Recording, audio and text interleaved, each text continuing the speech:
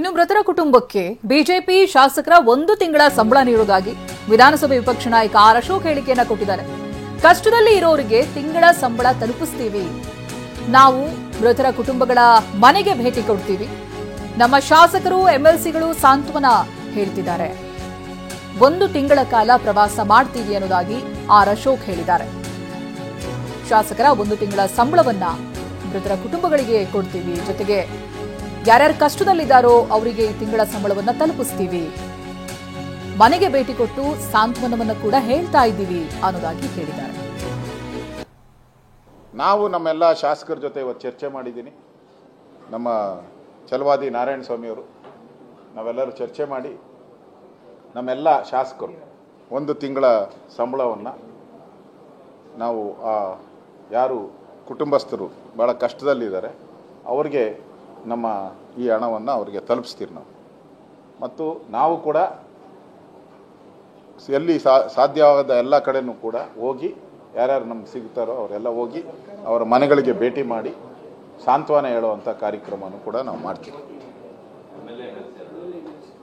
MLA MLC 1 ತಿಂಗಳ ಸಂಬಳವನ್ನು ನಾವು ಕೊಡ್ತೀವಿ. ಇನ್ನು ರಾಜ್ಯ ಸರ್ಕಾರ ಫೇಲ್ಯೂರ್ ಆಗಿರೋದು ನಿಜ, ಗೊಂದಲ ಇತ್ತು ಅನ್ನೋದಾಗಿ ಸಚಿವ ಸತೀಶ್ ಜಾರಕಿಹೊಳಿ ಒಪ್ಪಿಕೊಂಡಿದ್ದಾರೆ. ಕಾರ್ಯಕ್ರಮದಲ್ಲಿ ಮೊದಲೇ ಗೊಂದಲಗಳಿತ್ತು, ಕಮಿಷನರ್ ಮಟ್ಟದಲ್ಲಿ ಬೇರೆ ಆಗೋಗಿದೆ, ಡಿಸಿಪಿ ಮಟ್ಟದಲ್ಲಿ ಬೇರೆದೇ ಆಗಿದೆ ಅಂತ ಸತೀಶ್ ಹೇಳಿದ್ದಾರೆ. ಇನ್ಸ್ಪೆಕ್ಟರ್ ಅವರೇ ಒಂದು ಪತ್ರ ಬರೆದಿದ್ದಾರೆ, ಪೊಲೀಸರು ಕೂಡ ಮತ್ತೊಂದು ಪತ್ರ ಬರೆದಿದ್ದಾರೆ. ಎಲ್ಲ ನಾನು ಹೇಳಿದ ತಕ್ಷಣ ಆಗಲ್ಲ, ವರದಿ ಬರಲಿ ಅಂತ ಸತೀಶ್ ಜಾರಕಿಹೊಳಿ ಹೇಳಿಕೆ. ಫೇಲ್ಯೂರ್ ಆಗಿದಂತೆ ನಿಜ, ರಾಜೀನಾಮೆ ಕೊಡೋದು ಅವಶ್ಯಕತೆ ಇಲ್ಲ. ಫೇಲ್ಯೂರ್ ಆಗಿದಂತೆ ನಿಜ, ರಾಜೀನಾಮೆ ಕೊಡೋದು ಅವಶ್ಯಕತೆ ಇಲ್ಲ.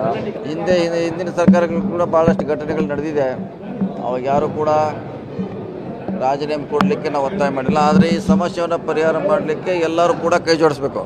ಪಾಕಿಸ್ತಾನ ಜೊತೆ ಯುದ್ಧ ಆದಾಗ ಎಲ್ಲ ಪಕ್ಷ ಕೂಡ BJPಗೆ ಸಪೋರ್ಟ್ ಮಾಡಿತು, ಅಲ್ಲಿ ಕೂಡ ಫೇಲ್ಯೂರ್ ಆಗಿತ್ತು, ಅದು ಕೂಡ ಅದನ್ನು ಯಾರೂ ಕೂಡ ಎತ್ತಿಲ್ಲ. ಇವಾಗ ಇದನ್ನು ಸಮಸ್ಯೆ ಪರಿಹಾರ ಹೆಂಗೆ ಮಾಡೋದು ಅನ್ನೋದು ಮುಖ್ಯ, ರಾಜೀನಾಮೆ ಕೊಡೋದು ಮುಖ್ಯ ಅಲ್ಲ. ನಾವು ಕೊಡ್ಬೇಕಾದ್ರೆ ಮೋದಿಯವ್ರ ರಾಜೀನಾಮೆ ನಾವು ಆಗ್ರಹ ಮಾಡ್ತಿದ್ವಿ, ಅದು ಸರಿಯಾದ ಕ್ರಮ ಅಲ್ಲ ಅಂತ ನಾವು ಬಿಟ್ಟಿದ್ದೀವಿ.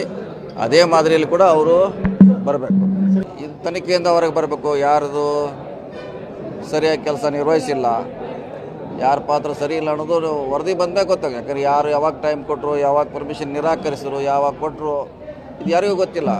ಸೊ ಇನ್ನೂ ಮುಚ್ಚಿದ ಕೆಂಡ ಆಗಿದೆ ಅದು. BJP ಜೊತೆ ಕೇಂದ್ರ ಸರ್ಕಾರ ಜೊತೆ ನಾವು ಪಾಕಿಸ್ತಾನ ಜೊತೆ ನಾವೆಲ್ಲ ನಿಂತಿದ್ವಿ, ಅದು ಅವ್ರ ಫೇಲ್ಯೂರೇ.